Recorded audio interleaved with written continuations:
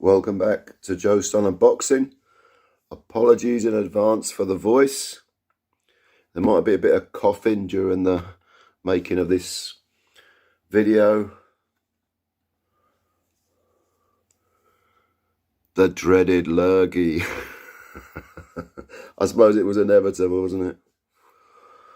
It's like having a chest infection. I haven't had it before, but anyway. Anyway, enough said. What cannot be cured must be endured.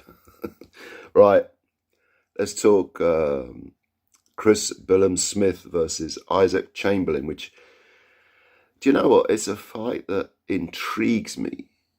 But I'm not convinced it's going to be entertaining. It's one of those fights, you know. Two very good guys. I would say that Billam-Smith is someone who, he's 31 now. He's not as young as I thought he was.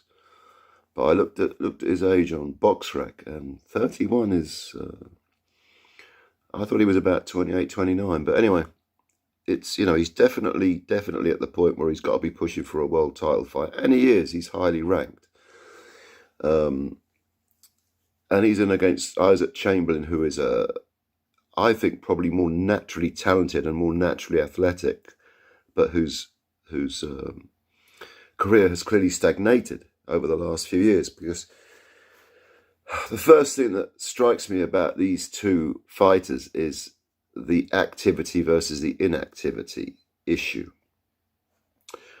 Because Chris Billam-Smith, since losing to Richard Riakporhe, he lost to Riakporhe in 2019, mid-2019, I think it was June or July. Since then, he has done 49 rounds, okay? And that includes 2 Tommy McCarthy fights. McCarthy's a good European level fighter. One of those was a split decision win, which some people say McCarthy should have won. Yeah, could have gone either way. Very, very close fight. And he beat Vasyl Dukan over 10 rounds, which a lot of people thought he'd get rid of Dukan quicker. But all right, he had 10 rounds in the bank, not a tragedy. And then he did 12 rounds in a European title fight with Dylan Breguian. So he's really got the rounds in, Billam-Smith, and under the tutelage of Shane McGuigan. That's no bad thing, because it gives you time to, when it gives you an opportunity to display all the things that you've been working on in the gym. And there's no doubt about it, for a guy of his natural level of talent, I think Billam-Smith has been impressive. He's shown a very good work ethic, very good dedication to the sport. And he wants it. And he's from Bournemouth, which is, it could never be described as a hotbed of boxing. And sometimes when you come from one of those backgrounds, one of those areas which is not considered a boxing hotbed, psychologically it can play on you. You can think, you can immediately start to feel, from a young age, you feel that you're inferior. What am I? Should I be boxing? I'm from this area. You know, it doesn't always happen, of course. Some people, I don't care where they're from, but sometimes you can get it in your head, or it can make you think, yeah, I'm from somewhere where there haven't been a lot of boxers, but I'm going to show you what we're made of. And it can elevate you. And it seems to have done that, the latter, with Billam-Smith, who finally is getting his homecoming gig against Chamberlain in Bournemouth. It'll be interesting to see how many people turn up, how many people get behind their man. But I give Billam-Smith a lot of credit for really taking his career and maximising his talent.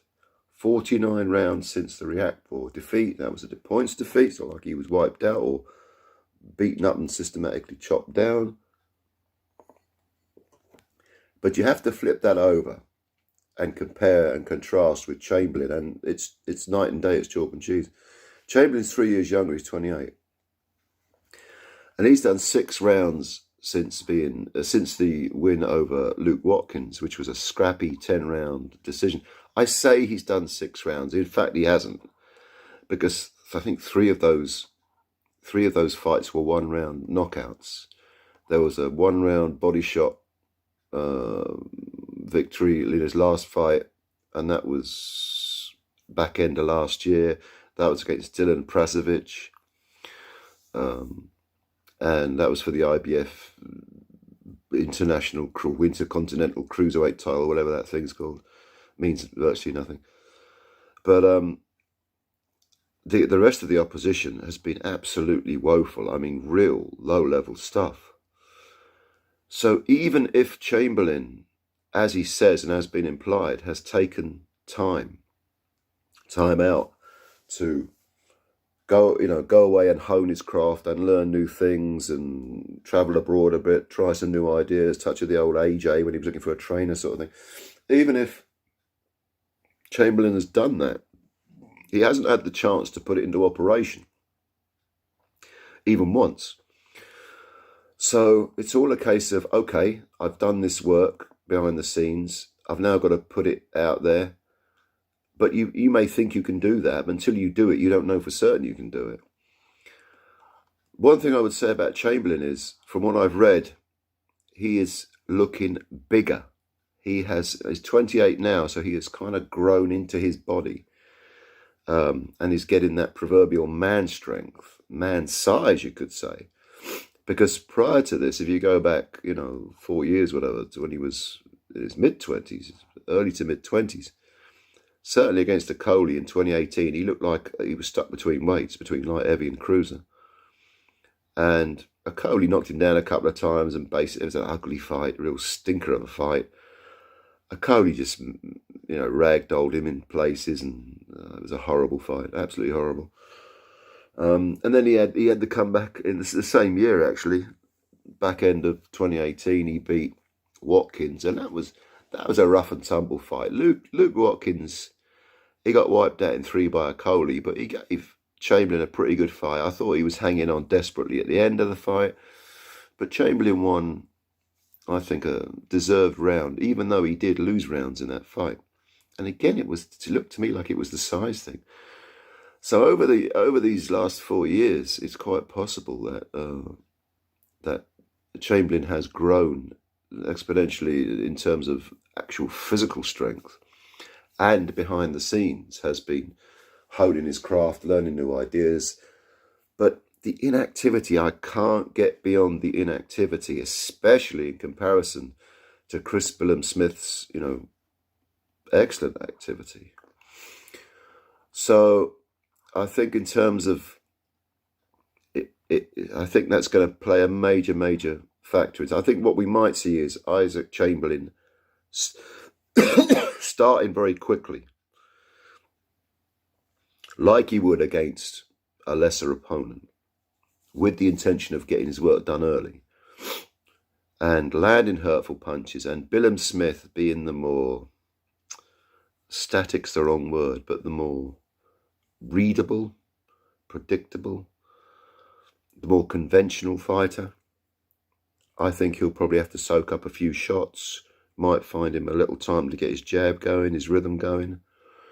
And after 5 rounds, it wouldn't surprise me if Chamberlain was ahead. But Billam-Smith, with the size of the man, the strength, and now the experience all added together to make that very sort of productive equation, if you like, I think in the middle rounds, I can see him taking over and the fight becoming quite ugly, quite physical. And